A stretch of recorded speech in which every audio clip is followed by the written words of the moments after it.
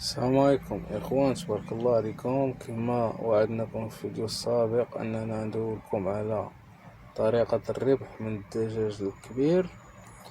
كما كتشوفوا عندنا هاد الدجاج راه صورناه في فيديو في الليل. المهم هاد الفيديو راه يكون قصير، كيتعدى 3 دقائق. هنا عندي 30 دجاجة مثلا. عندنا كتاكلنا 3 كيلو شحال ساوية؟ 5 دراهم الكيلو. ولا كنتي مخلطة ميلانجيها بالشعير وفارينة والدجاج البيض كتطيح لك ب5 دراهم.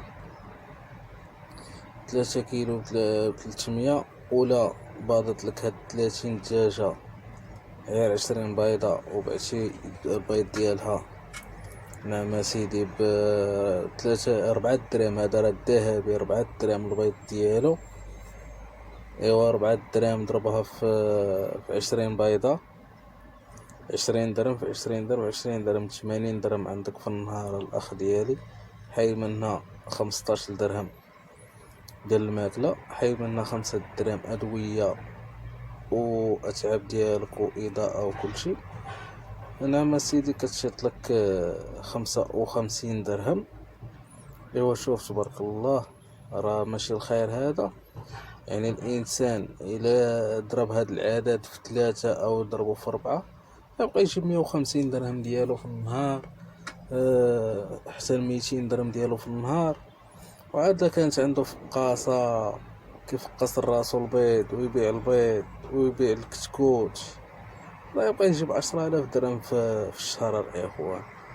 يعني بنادم الا خدم الدجاج فيه ميت، الدجاج مطلوب في السوق 100%. يعني تا توصل الدجاجة للسوق واش غترجعها؟ راه مترجعهاش. هاد الفيومية دايرة كتباع 150 درهم، 140 درهم. اللي كانت واجدة البيض كانت قريبة ترشم البيض 90 درهم، 80 درهم. وانت بيعها سيدي ب70 درهم وتعالى 75، 70، 80 درهم وتعالى بحالك. اللي كانت واجدة البيض تبيعها الناس 100 درهم، 120 درهم وتعالى بحالك. راه الخير هذا تبارك الله الإخوان. انا راه الطموح ديالي كبير ان شاء الله، باغي نشري ان شاء الله باذن الله الا سخر الله. باغي نزيد الدجاج بواحد الكثرة ونوصل ل200 كيف ما وصلوا لي هاد الدراري صحابي. دابا تبارك الله راه عندهم 200 اشراو فقاصة ب1,000,000. واحد صاحبي اخر عنده فقاصة، عنده الدجاج فيه بزاف السلالات، عنده استرالو، عنده الروت ايلاند، عنده ذكره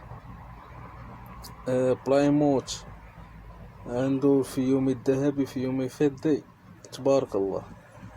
الخير هذا الاخوان، نتمنوا الخير للجميع وما تنساوناش من الدعم ديالكم. والسلام عليكم.